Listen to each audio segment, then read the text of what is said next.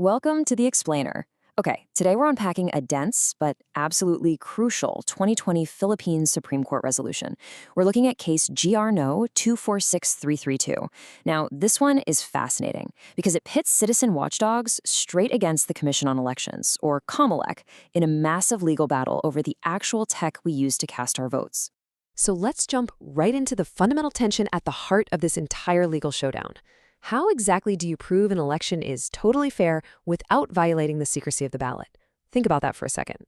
We all demand absolute transparency in our elections, right? We want to know every single vote is counted correctly. But at the exact same time, the Constitution demands absolute secrecy for you, the voter, so you can cast your ballot without any fear or pressure. When you throw voting machines, paper audit trails, and smartphones into that mix, well, those two ideals can crash right into each other. To make sense of this ruling, here's our quick roadmap. We'll trace the automation of the elections, break down the demands for transparency, decode the mandamus rule, weigh transparency against ballot secrecy, examine the digital signature debate, and finally reveal the Supreme Court's verdict. Section 1. Automating the Philippine elections. To really grasp the dispute, we gotta understand the tech first. This journey to automation definitely didn't happen overnight. It actually kicked off way back in 1997 when Republic Act 8436 officially authorized an automated election system. Fast forward to 2010, and the country saw the rollout of the PCOS machines. That stands for Precinct Count Optical Scan Machines. Then, for the 2016 and 2019 national elections, the whole system transitioned over to VCMs, or vote counting machines. In those elections, electoral board members used an I-button security key along with a PIN to initialize the voting machines and transmit the results. Essentially, it's a paper-based system that uses optical mark readers to scan the ballots. Section 2, the demands for transparency. All right, here's where the story gets complicated. Literally just days before the May 2019 national elections, a group of petitioners, including the watchdog group AES Watch, took COMELEC all the way to the Supreme Court over three massive technical battlegrounds. First up, they wanted a really comprehensive review of the voter verifiable paper audit trail, or VVPAT. Basically, that's the little paper receipt the machine spits out after you vote. Second, they demanded a completely new method for digitally signing the election results. And third, they pushed to strike down a strict COMELEC rule that banned voters and poll watchers from using capturing devices, digital cameras or smartphones inside the actual polling place. Section 3, understanding the mandamus rule. This is the main legal weapon the petitioners tried to wield. So the petitioners filed what's called a petition for mandamus. Let's translate that legalese. In plain English, mandamus is a legal command requiring the performance of a specific ministerial duty. It's basically a court order yelling at a government official, hey, do your job. But, and this is a huge catch, it literally only applies to ministerial acts. A ministerial act is a situation where the law dictates exactly what to do and exactly how to do it. Absolutely no independent judgment is allowed. It does not apply to discretionary acts.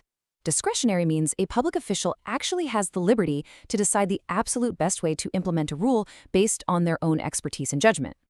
Section 4, transparency versus ballot secrecy. Now we're looking at the heaviest weight on our balance scale. The petitioners firmly believed the automated system just wasn't auditable enough. So they pitched a pretty wild solution they called the Carambolala method. Picture this.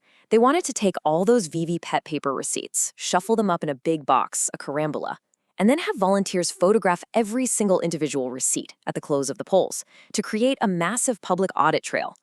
If you're thinking that sounds like an absolute logistical nightmare, well, COMELEC agreed. They pushed back hard. They argued this would essentially mean conducting a tedious, manual audit of every single vote in every single precinct across the country. Instead, COMELEC relied on their legally mandated random manual audit, or RMA. With the RMA, they randomly select just one clustered precinct per congressional district to manually audit. If those physical receipts match the machine count, the whole system is deemed accurate. And that brings us to the huge clash over cameras. The petitioners really wanted to lift the ban on digital devices inside the polling place. Their argument? They claimed poll watchers have a legal right to photograph proceedings under the Omnibus Election Code. But let's actually break down the rules here. During the counting of the votes, yes, photographs are allowed. During the transmission of the returns, also yes. But during the actual casting of votes, absolutely not. No way.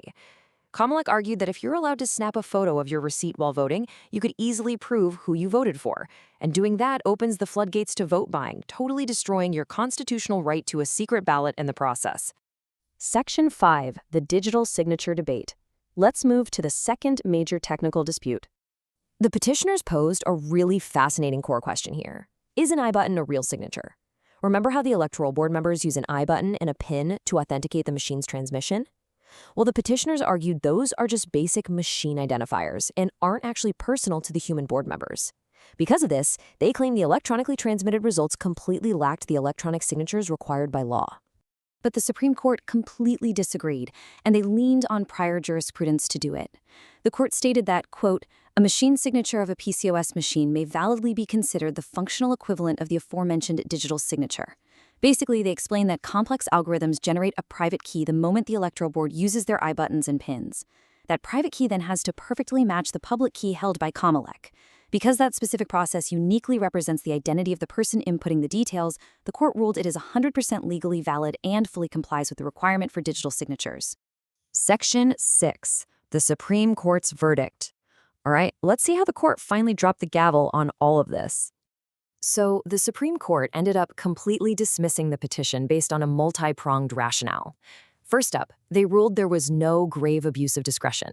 Tying right back to that mandamus rule we talked about, the court found that how Kamalek chooses to implement audits, like going with a random manual audit instead of the chaotic camerombola method, or how they restrict cameras to protect voter secrecy, those are strictly discretionary acts. They aren't just blindly checking a box, they're exercising expert, independent judgment. Second, the court found Kamalek substantially complied with the audit rules because they enabled the printing of voter receipts and let voters physically verify them before dropping them in the box. And third, the entire case was dismissed as moot and academic. Why? Because the petition was filed literally just days before the 2019 election. By the time the court ruled on it, the election was long over, meaning the specific tech issues tied to that exact cycle had already passed. So, what does this all mean for us? The ultimate core takeaway of this massive legal battle is this. Kamalek exercised its rightful judgment to ensure free, orderly elections while simultaneously protecting the absolute secrecy and sanctity of your ballots. The Supreme Court fully recognized Kamalek as an independent constitutional body with the specific expertise and the legal mandate to balance these wildly competing interests. The petitioners obviously might have preferred a totally different method, but Kamalek's choices were not illegal, and they definitely didn't constitute any sort of gross abuse of discretion. And that brings us to the end of our explainer today. But before we wrap up, I want to leave you with a final thought to chew on. As technology continues to evolve at just a breakneck pace, we're talking about new voting machines, incredibly powerful smartphone cameras, and entirely new ways to process data, how are we going to continue to balance the public's right to verify the vote with the individual voter's constitutional right to privacy? The weights on these scales are constantly shifting, and honestly, it's a question every single democracy is going to have to keep answering. Thanks so much for joining me, and keep learning.